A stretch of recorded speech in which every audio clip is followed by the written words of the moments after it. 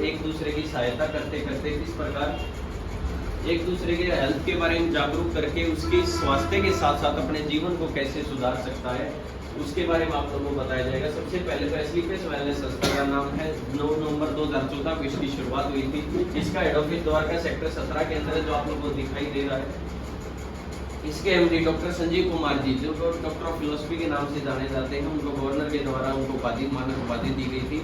Doctor Sanjeev Kumar ji पहले RX army person थे और साथ में इनको 15 साल डायरेक्ट सेलिंग का इनका एक्सपीरियंस था और इन्होंने मात्र 7 साल के अंदर आज लगभग कंपनी 2000 करोड़ का उसका टर्नओवर कर चुकी है और साथ में आज 4 मैन्युफैक्चरिंग प्लांट बने हुए हैं। क्योंकि देखिए, स्वास्थ्य से संबंधित चीजें, तो स्वास्थ्य से संबंधित कोई भी प्रोडक्ट कब बढ़िया होगा जब हम लोग खुद बनाते होंगे। मतलब घर का दूध अच्छा होता है या पॉलीथीन वाला दूध अच्छा होता है? तो इस जैसे घर का होता है, उसी प्रकार से हमारे सारे मैन्युफैक्चरिंग प्लांट खुद के हैं, सारी चीजें सेल्फ मैन्युफैक्चर की जाती है। लगभग 500 प्लस 50 फ्रेंचाइजी आज के टाइम में अपने इंडिया के अंदर है। मतलब आपको रोहतक में अगर चाहिए तो रोहतक में मिलेगा, सोनीपत चाहिए सोनीपत में मिलेगा, झज्जर चाहिए झज्जर में मिलेगा। जिस शहर में लगभग आप लोग हैं, हर शहर में अपने शॉपिंग सेंटर है ताकि जल्दी अवेलेबल हो सके। लगभग आज देखिएगा, अमिताभ बच्चन से दूसरा अमिताभ बच्चन नहीं बना, विराट कोहली से दूसरा विराट कोहली नहीं बना, लेकिन एक खुद करोड़पति होते हुए आज लगभग हमारे पास 150 प्लस करोड़पति संजीव सर ने बना दिए। तो चाहूंगा संजीव सर के लिए जोरदार।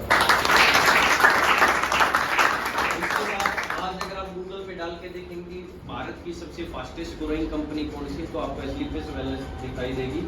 और साथ ही साथ देखिए, आज इंसान कहाँ काम करना चाहता है, जहाँ उसको मान सम्मान मिले। पैसा बात की बात है, सबसे पहले मान सम्मान मिले, उसकी इमेज बढ़े, वैल्यू बढ़े। तो मान सम्मान की अगर बात की जाए तो संजीव सर को चैंपियन ऑफ चेंज अवार्ड 2 बार दिया गया, जो कि राष्ट्रपति के द्वारा दिया जाता है। साथ ही साथ नेशनल और इंटरनेशनल अवार्ड्स बहुत सारे संजीव सर को मिले हुए हैं।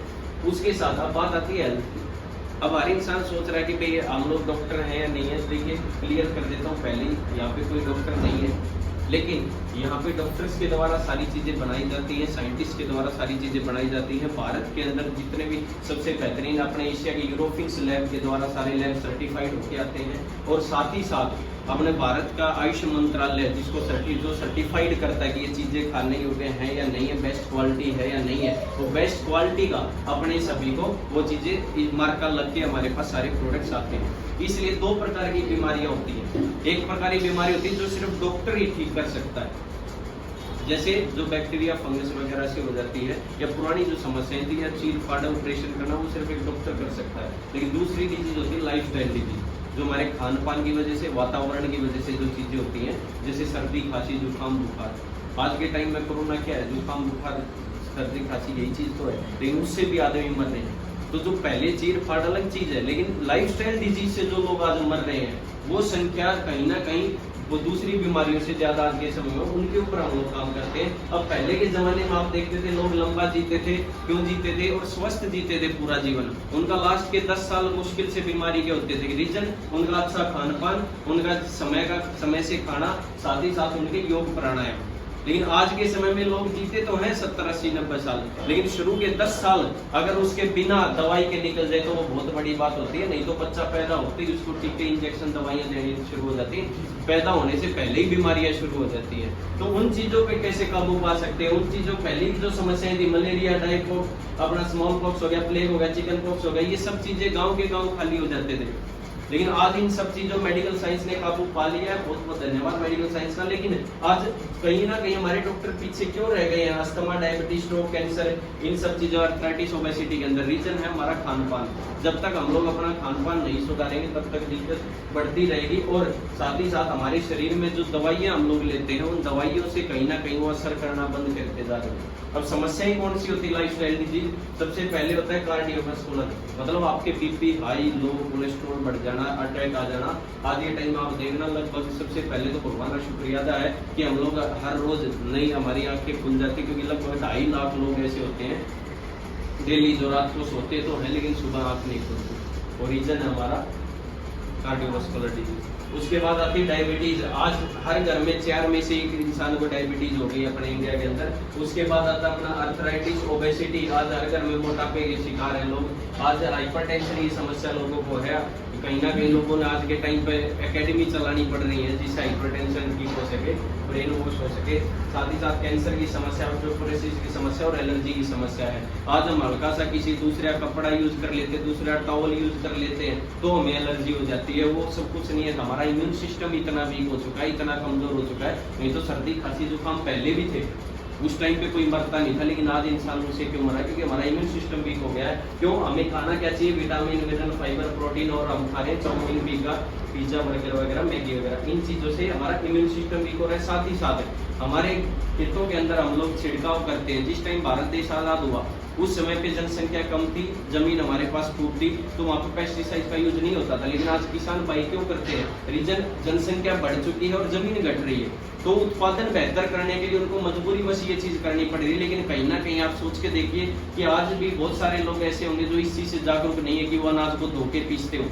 नहीं, जो ऐसे कैसे अगर अनाज को खाते हैं तो उनके शरीर में सारा पेस्टिसाइड जा रहा है। एक भैंस पैदा होती है, बच्चा पैदा होता है भैंस को, उसमें भी हम इंजेक्शन लगा के दूध निकाल लेते हैं। आप सोच के देखिए कि वो जहर होता है एक प्रकार से, और वो दूध हम लोग पी रहे हैं तो वो भी हमारे अंदर इफेक्ट करता है। साथ ही साथ आज कोल्ड स्टोरेज है, पहले मौसमी सब्जियां होती थी, मौसमी फल होते थे। आज 24 के 12 महीने में आप लोग 24 घंटे कभी भी जब चाहे, जब आप जो भी फल चाहो वो मिल सकता है। वो क्यों है? क्योंकि कोल्ड स्टोरेज आ गया। उससे क्या है, वो फल तो है लेकिन उसके विटामिन, प्रोटीन सब खत्म हो जाते हैं। साथ ही साथ अब इंसान करे क्या?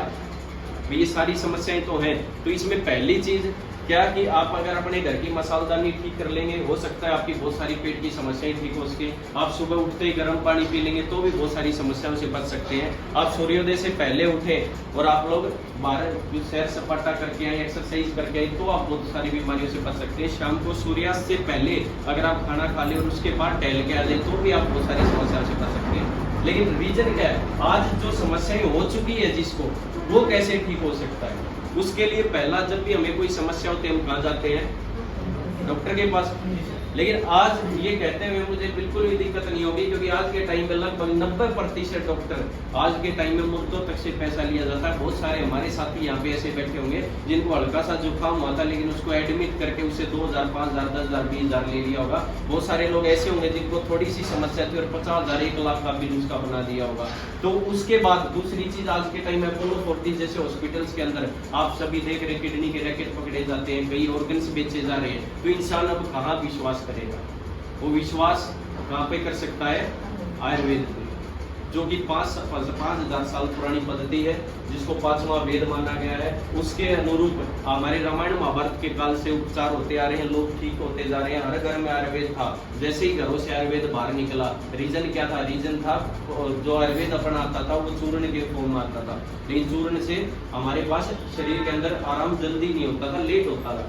इस कारण से लोग पैरासीटामोल लेने लगे। लेकिन आज इस चीज के लिए मैं कहना चाहूंगा कि हमारे डॉक्टर संजीव कुमार सर ने लगभग 1.5 साल का रिसर्च करके सिर्फ ये चीज पता की थी कि आयुर्वेद को लिक्विड प्रोफाइल में कैसे पैदा कर सकते। और उसके बाद हमारे भारत की पहली संस्था ऐसी बनी थी जिसने लिक्विड प्रोफाइल के अंदर सारे प्रोडक्ट तारे, वो भी आयुर्वेदिक फॉर्म में। और उसके बाद आप देख रहे हैं कि दिन प्रतिदिन रिजल्ट अच्छे आ रहे हैं। तो ऐसी सोच के लिए मैं चाहूंगा